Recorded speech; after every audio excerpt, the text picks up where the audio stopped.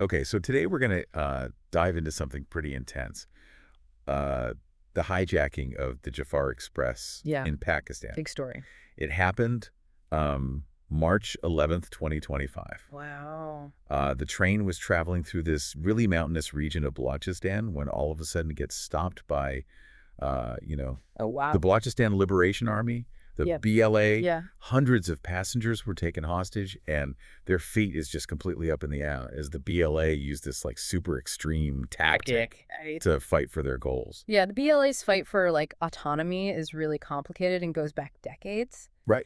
They want control over Balochistan's resources like natural gas, minerals, things like that, which they feel have been exploited by the Pakistan government without benefiting the local population at all. So they saw this hijacking as a way to kind of gain leverage For sure. in the situation, like Yeah. demanding the release of political prisoners and drawing attention to their cause. Exactly. And the target, the Jaffar Express, is significant too. Oh. It's not just like a passenger train. It represents Pakistan's connection to the rest of the country and its hopes for economic development, Mm. you know? And the sources described the attack itself as like incredibly well coordinated. Oh, yeah. It wasn't just like they stormed the train. They sabotaged the tracks, cut off communication, and overpowered security. Wow.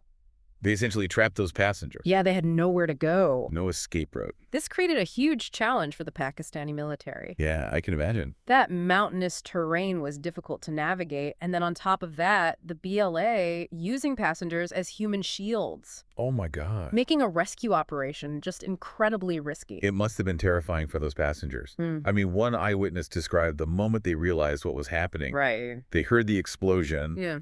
the train screeched to a halt, and then armed men flooded the carriages. Oh my goodness. They had no idea what would happen next or if they would even survive. I can't even imagine. And the military did manage to launch a rescue operation.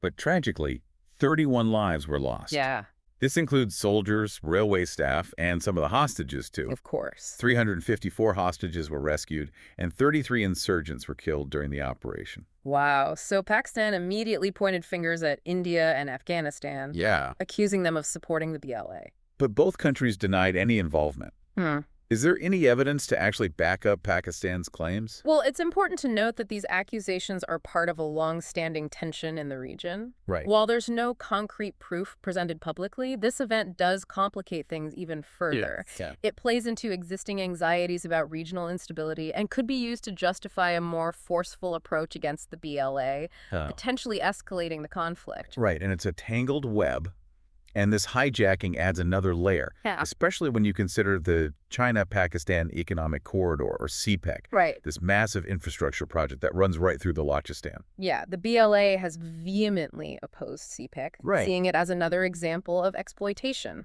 Because they believe that it primarily benefits China and the Pakistani government, Exactly. and that it does little to improve the lives of people in Balochistan. And this attack, unfortunately, could make investors and companies involved in CPEC nervous, Sure. potentially impacting its progress Right. and adding another layer of complexity to the situation. So we have a hijacking with a tragic human cost accusations flying between countries and a massive economic project hanging in the balance. That's a lot.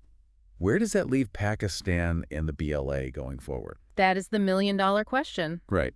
This incident has definitely raised the stakes. Will it push Pakistan to reconsider its approach to Balochistan? Like seeking dialogue Yeah. and addressing the BLA's concerns. Or will it lead to a more militarized response, potentially deepening the divide and creating further instability in the region? It really leaves us with a lot to think about. Yeah, definitely a lot to think about. What a situation. Thanks for having me on to talk about it. Of course, thanks for coming.